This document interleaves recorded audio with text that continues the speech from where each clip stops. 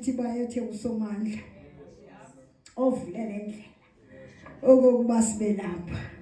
Dali wamazulu nomhlaba wasithanda kangaka wasithumelela uYesu. Hallelujah, hallelujah. Ndithi enkosi kuYesu Kristu owavumayo okokuba zokufa ukuze thina siphile. Ndithi enkosi ngempilo kaYesu. Ndithi enkosi ngomoya ongcwele athi uYesu nxa uhamba emhlabeni wathi uzasicelela wavuma umoya ongcwele wazosihambisa indlela ngoba ngaphandle kwakhe ngesingakwazi emeli basikwazile kodwa umoya ongcwele waba khona wahamba uYesu wakhona umoya ongcwele washeke sifundisa. Ndithi bayethe kwisithathu esigcwelisa uThixo nxa semva komini nje akekho njengaye. Ndibulise odada, ndibulise omama, ndibulise osisi nobhuti nabantwana abancinci ngelihle igama lenkosi yethu nguYesu Kristu. Ndiyambonga uYesu okokuba ndimise phambi kwenu. Nale ningakwazi uthetha nabantu. Umuntu bendisima nje ndigqithe emntwini nje ndibulise. Enye nenye into ndingakwazi uthetha. Ndingumuntu okhule engathethi. Ndangakwazi noyocelikiwa apha next door ekhaya. Ndikhula ndingumntwana. Kodwa wafika uYesu wandithethisa. Ndiyambulela ke uYesu endamfumanayo ndingamazi. Njengomntata bechaza apha esithi wathi wamkela into ekuthiwa nguYesu. Yathi impendulo yami yintoni leyo? Ngoba kaloku ndikhule mina zange ndive ngoYesu wamkelwayo. Zazikhona icawu, sikhona futhi neBhayibhile, nabafundisi bekhona, nabashumayeli bekhona. Zange ndive mina kuthethwa ngoYesu. Kodwa uYesu wasenza ukuba masohlala ekhaya. Enkara kulapho into zifumaneka khona.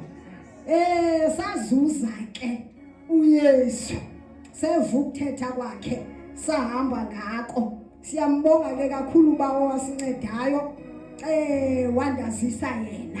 Ndabona yona nyani le ithethwe ngubawo ayithumele ngoYesu. Ndabona ba into endlela ebendikhule ngayo ekhaya. Ndabona ba ayiziyakhabana lelizwi likaThixo. Ndabamba inyaniso ezeno uYesu Kristu waseNazaretha.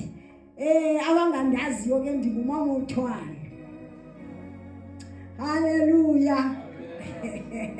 Ndingumama iRhake Isiduko. Kodwa ke andifuni ukuba ndizithuthe ngoba kunamazwi phako sasithutho sam esindenza into endingeyiyo. So ke ngoku ndiphela apha nje bandingumama iRhaka. Umama ke ngumamgwevu akasekho. Umama uzala kwaGcina. Umakhulu wami umama katatam wasemanyandubeni kwaSoko. Ndiyinkosikazi ke yakwaGcina. AmaGcina ke phayile Freya yatshata. Namayirha yatshata. Ngoba kaloku manithi gqithi.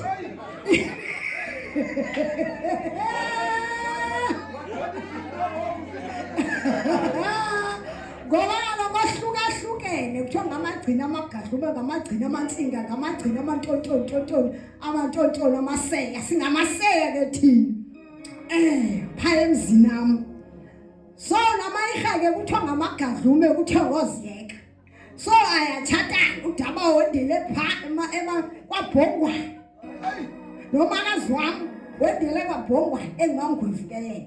Kodwa ekhule lapha kumama emayirheni. So ke bonakala ukuba wonke umuntu uyazalana nomnye. Ndithi ngoxa ndithetha kweli xesha siphila kulo. Abazukulwana bam nabakadadewethu bazatshatana njengoba ndibona imeko. Kaloku okokuqala abazali abantwana bethu nabazukulwana bethu abazali bazawudibana esikolweni batshatana. So asinayinqanda loo nto Dabs. Ngoba kaloku laa mntana usesasiduko akasiso esi. Nalowa kadadewethu usesisiduko. Ndim nodadewethu abadibene ngesiduko. Yabathuna tata andikwazi ukuthetha ngexesha lingekho ngokuthi kwawuthetha loba kuvele elinye. Yes Nkosi, ndithe kubasebenzi yabo that isiduko asiyonyani. Hayi asinanyani isiduko okanye isintu. Yabona lento kufasa isintu ayikho inyani tu esintwini. Isezwini kabawo yodwa inyani. Jonga ngalonto uxele endithethayo.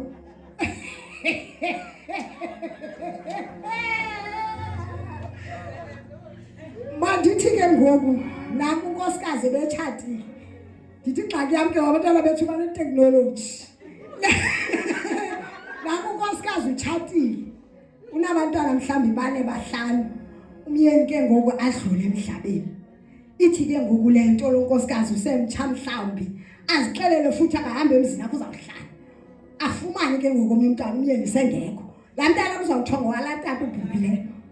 Andithi kunjani? Nyala.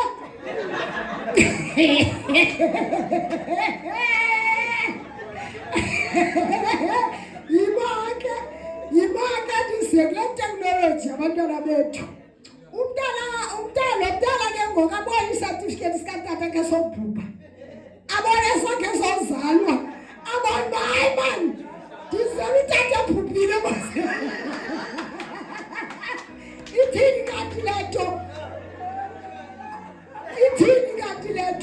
So isiduko nesintu asinanyani. La tata uzazala semangcwabeni. Jona ngoku naku umntana efunyelwe ekhaya engatshatanga uzakwenzelwa amasiko walapha. Ucimba inyani lonto. Ayonyani.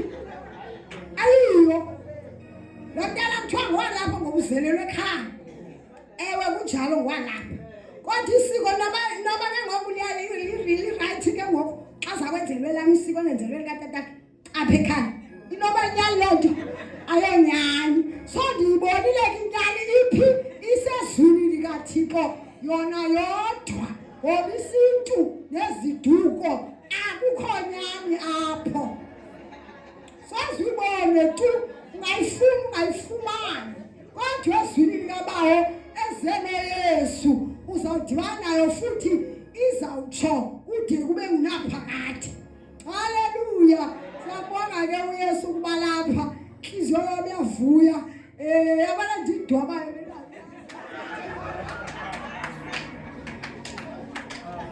AmaZulu athembelona nathi thembelo AmaZulu